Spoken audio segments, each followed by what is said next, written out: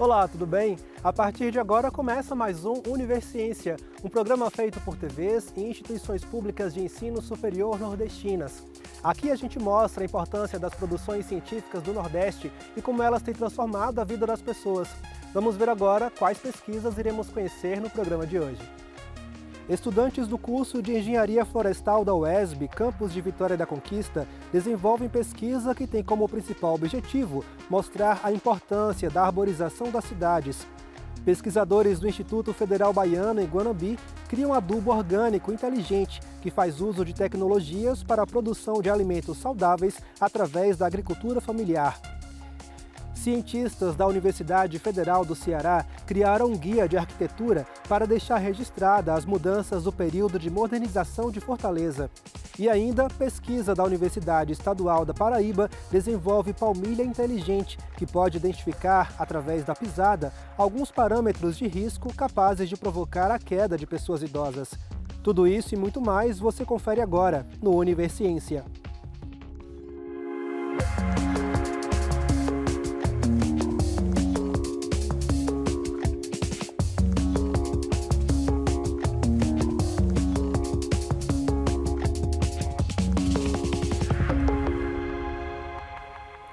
A arborização é um fator importante para as grandes cidades. Esse tipo de política pode tornar os ambientes cinzentos das metrópoles ainda mais verdes e também auxiliar no controle da temperatura. Estudantes do curso de Engenharia Florestal da UESB, no campus de Vitória da Conquista, desenvolveram uma pesquisa que tem como principal objetivo mostrar a importância da arborização das cidades e como ela pode afetar o dia a dia da população.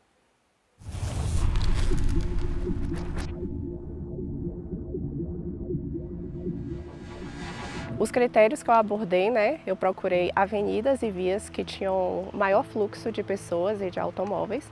E aí eu fui analisar essas árvores que estavam nesses locais, Eu fiz uma análise qualitativa para ver a qualidade dessas árvores, a situação que elas se encontravam no meio urbano em relação à fiação elétrica, em relação ao calçamento, se tinha pragas ou não, se essa árvore estava morta, se essa árvore tinha risco de queda, as podas inclusive. Então assim, foi analisada todo esse conjunto, tanto em quantidade quanto na qualidade desses indivíduos. Foi um período assim que estava bastante chuvoso.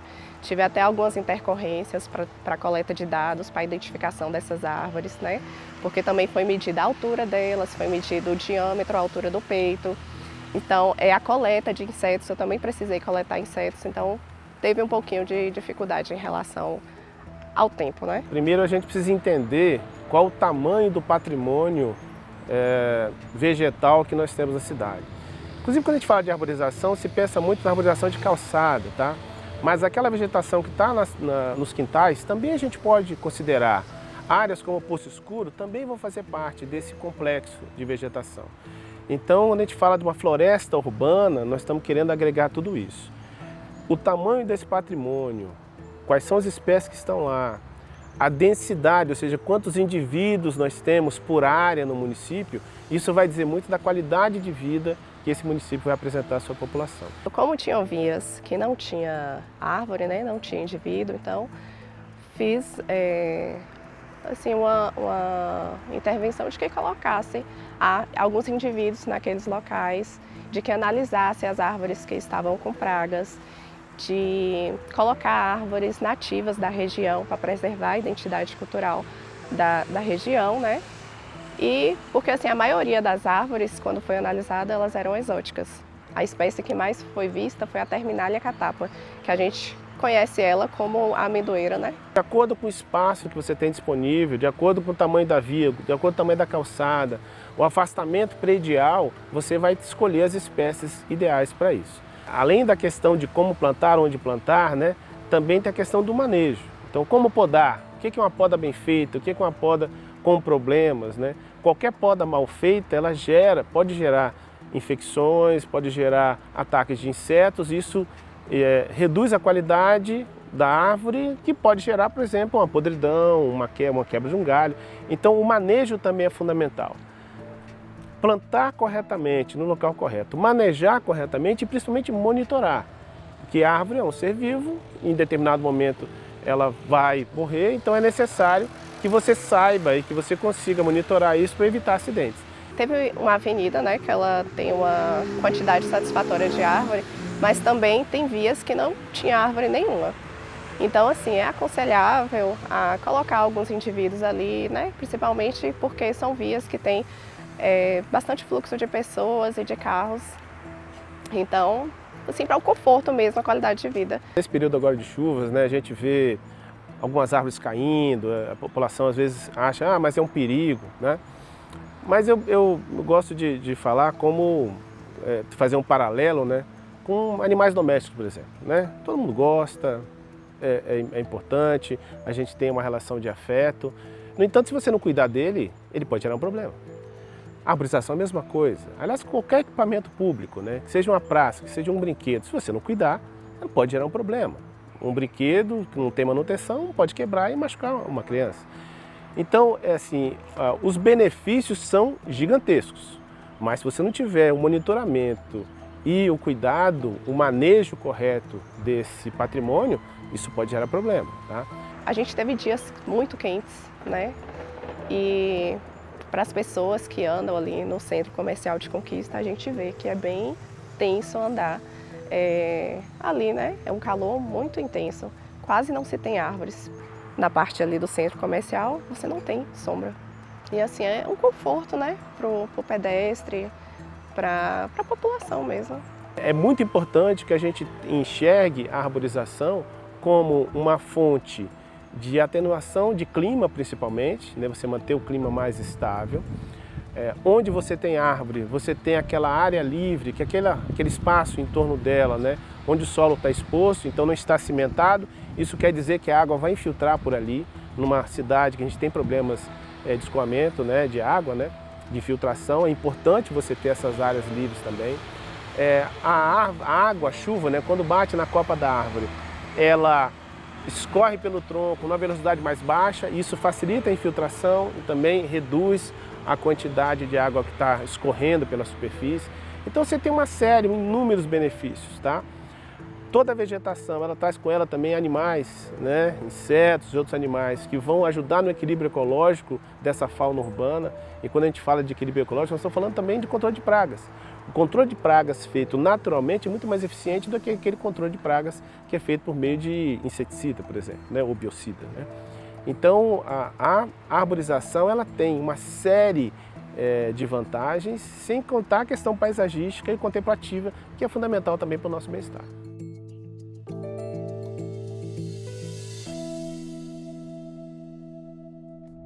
No próximo bloco, você vai conhecer um adubo orgânico inteligente que utiliza de tecnologias para a produção de alimentos saudáveis através da agricultura familiar. O intervalo é rápido, a gente volta já já.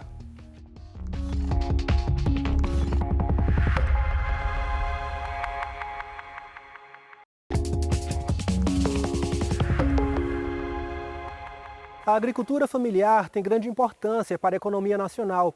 Além de produzir alimentos de qualidade, a atividade gera emprego e renda a partir de seus sistemas agrícolas diversificados. Foi pensando em auxiliar com o aumento da qualidade de produção dos agricultores da cidade de Guanambi, no sertão produtivo da Bahia, que pesquisadores do Instituto Federal Baiano desenvolveram um novo tipo de adubo orgânico. Confira.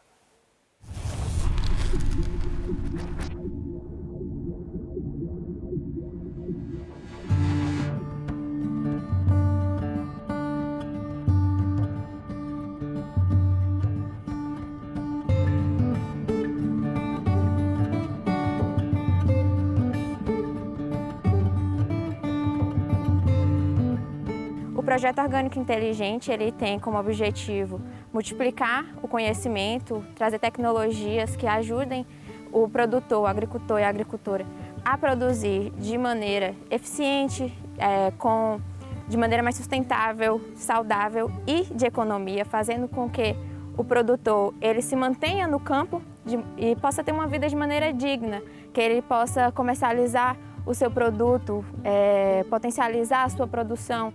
A gente também auxilia na questão das vendas, do beneficiamento do produto que ele está produzindo. A gente traz experimentos onde a gente vai acabar descobrindo tecnologias que vão influenciar na produção, que vai trazer benefícios a esse produtor, vamos levar esse conhecimento até eles também. E isso a gente está desenvolvendo, procurando melhoria sempre para o produtor, para que ele possa se manter ali na sua região, no seu local de convivência. O biofertilizante, o próprio nome diz, biovida fertilizante que fertiliza. Então é um produto, é um bioinsumo que é produzido com materiais que os agricultores possuem na propriedade. Materiais simples e que proporciona a produção de um bioinsumo, de um adubo, né, que contém vários nutrientes: nitrogênio, fósforo, potássio, cálcio, magnésio, cobre, zinco, manganês, ou seja, macronutrientes e micronutrientes. Além disso, não é só nutrientes que tem. Com os materiais utilizados, há um aumento na produção de micro-organismos, porque já que é um material rico, então proporciona o desenvolvimento de bactérias, fungos, actinomicetos, e estes micro-organismos degradam a matéria orgânica e, além disso, ao final, nós temos um produto que é o biofertilizante de alta qualidade, em que proporciona o aumento do desenvolvimento das plantas e também proporciona uma proteção das plantas contra pragas e doenças. O projeto que a gente está praticando agora é um projeto que a gente usa a Escola Família Agrícola de Caculé, junto com a empresa Cotraf, e a gente faz viagens a cada 15 dias para lá. A gente implementou o projeto lá, e aí tem os responsáveis lá que auxiliam a gente, enquanto aqui a gente fica monitorando a longa distância e também pesquisando sobre os impactos dela e tentando corrigir alguns ataques de pragas, de doenças, só que de tudo de forma agroecológica, sem usar nenhum tipo de defensivo industrializado.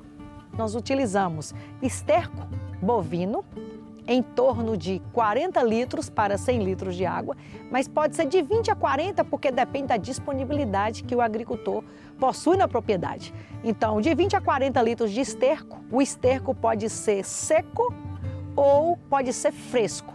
A diferença é que o fresco tem mais micro-organismos, porque saiu do rumen, né, do animal, então tem mais micro-organismos.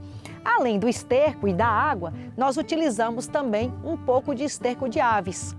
Pode ser galinha poedeira, pode ser galinha de corte, em torno de 3 a 4 quilos ou 3 a 4 litros, a depender da disponibilidade que o agricultor tem. Colocamos um pouco de cinza, também varia de 2 a 4 quilos para 100 litros de água. E colocamos caldo de cana ou rapadura, então depende do que o agricultor tem. No caso do caldo de cana, rapadura, é uma fonte de açúcar, de carboidrato, para ativar o crescimento dos micro-organismos. Nós podemos adicionar também um pseudocaule de bananeira, que foi a receita que nós desenvolvemos, e folhas de mamoneira. Não só as folhas, mas também os cachos, porque aí nós vamos encontrar magnésio, boro, nessas folhas, né? E no caso da bananeira, incrementa potássio. A questão do baixo custo, né, de produção, os produtores, há grandes relatos, muitos relatos que a gente recebe todo dia, a professora Felizardo recebe todo dia, de produtores que mostram, mandam fotos, que está funcionando. Isso é gratificante, porque a gente vê que eles estão colocando em prática e a gente vê que está funcionando o que a gente está fazendo, né?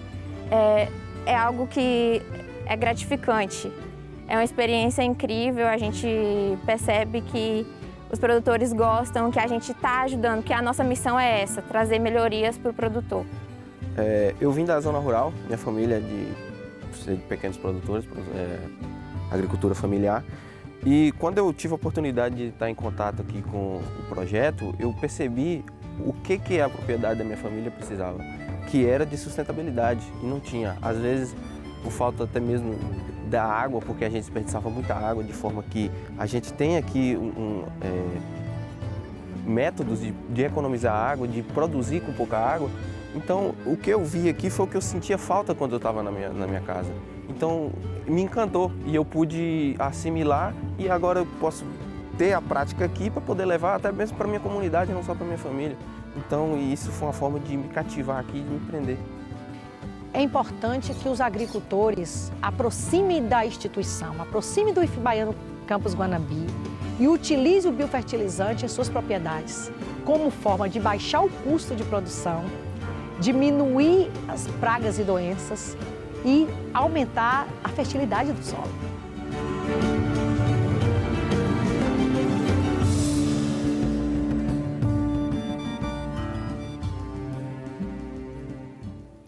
Entre as décadas de 1930 a 1960, Fortaleza, no Ceará, passou por um período de modernização que deixou marcas importantes na estética da cidade. Com o objetivo de documentar essa fase de transição arquitetônica e ajudar a preservar esse patrimônio, pesquisadores do Laboratório de Crítica em Arquitetura, Urbanismo e Urbanização da Universidade Federal do Ceará criaram um guia da arquitetura protomoderna na cidade. Confira na reportagem.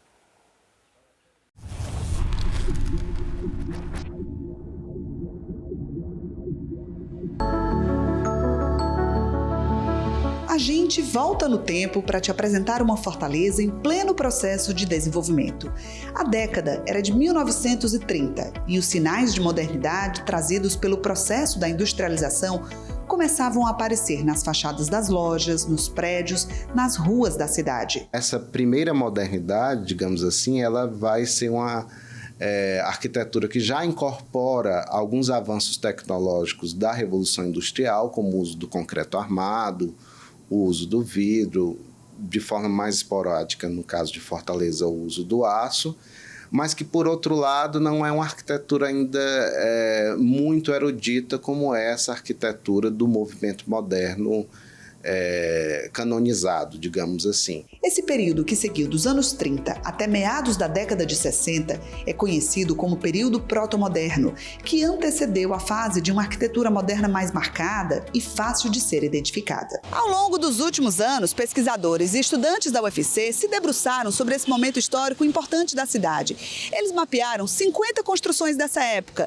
que compõem o chamado Guia da Arquitetura Protomoderna de Fortaleza, um documento já publicado que serve de base para estudos importantes. Entre os prédios e monumentos catalogados estão o Clube Náutico Atlético Cearense, a antiga sede do INSS no centro de Fortaleza, a Coluna da Hora na Praça do Ferreira, a Faculdade de Direito da UFC e o recém-demolido Edifício São Pedro na Praia de Iracema, que guardava o título de primeiro hotel construído na orla da cidade. A gente também buscou um material iconográfico dessas obras, tanto com imagens antigas, fotografias, desenhos, e também materiais mais técnicos, né, como plantas baixas, cortes, fachadas.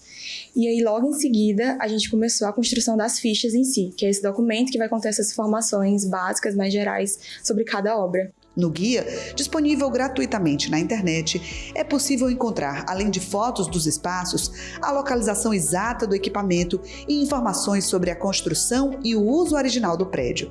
É fácil observar em todos eles características semelhantes, como cantos arredondados, um ritmo geométrico de janelas e fachadas e escalonamento dos edifícios.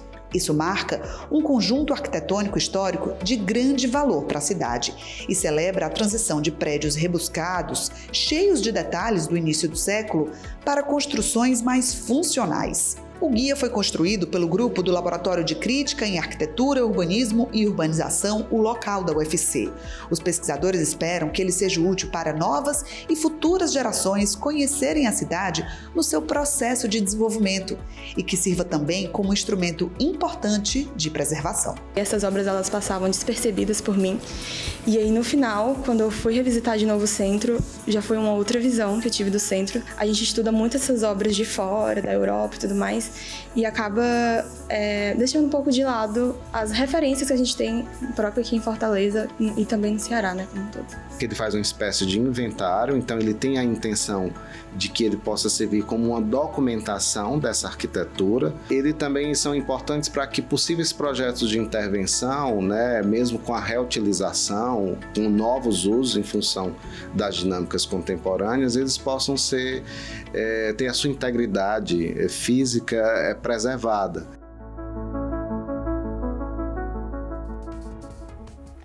No próximo bloco, você vai conhecer uma palmilha inteligente, vinda da Paraíba, que pode auxiliar na prevenção de queda das pessoas idosas. O intervalo é rápido, a gente volta já.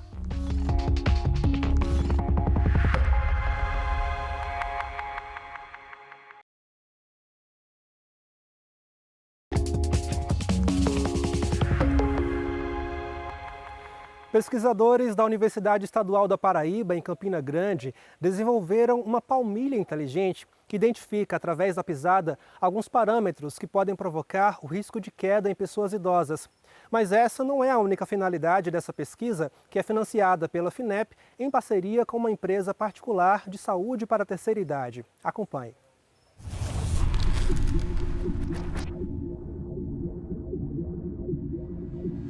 A palmilha denominada SensiShoes é um dispositivo vestível que permite a avaliação de forma dinâmica em diversos ambientes, como por exemplo, ambiente doméstico, na realização das atividades da vida diária, ambientes laboral e esportivo, e também ambientes de teste e de avaliação funcional. Esse dispositivo ele tem sensores de pressão, sensores iniciais do tipo acelerômetro e giroscópio. Esses sensores são integrados a uma unidade de processamento que faz o envio dos dados através de transmissão via Bluetooth para um celular, para um aplicativo. No aplicativo nós conseguimos avaliar dados de baropodometria, de estabilometria e de análise de marcha.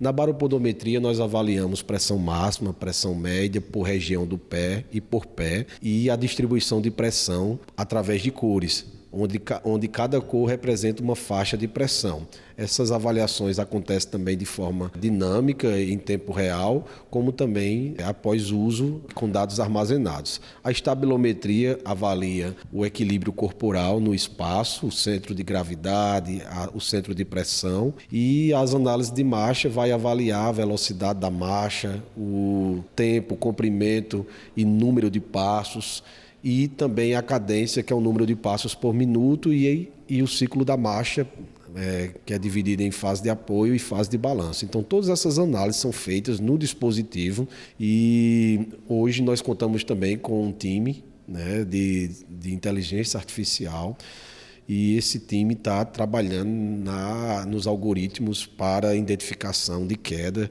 né, para classificação de risco e predição de risco destes pacientes. Então, é um projeto que tem diversas aplicações e funcionalidades. Um grande diferencial em relação aos outros produtos que também avaliam a baropodometria, a estabilometria e a marcha é que esse produto ele é dinâmico, ele é móvel, ele é vestível.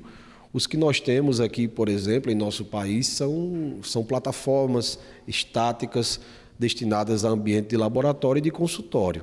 A palmilha ela pode ser usada nesses ambientes controlados de laboratório e consultório, mas também vai poder ser utilizada em outros ambientes.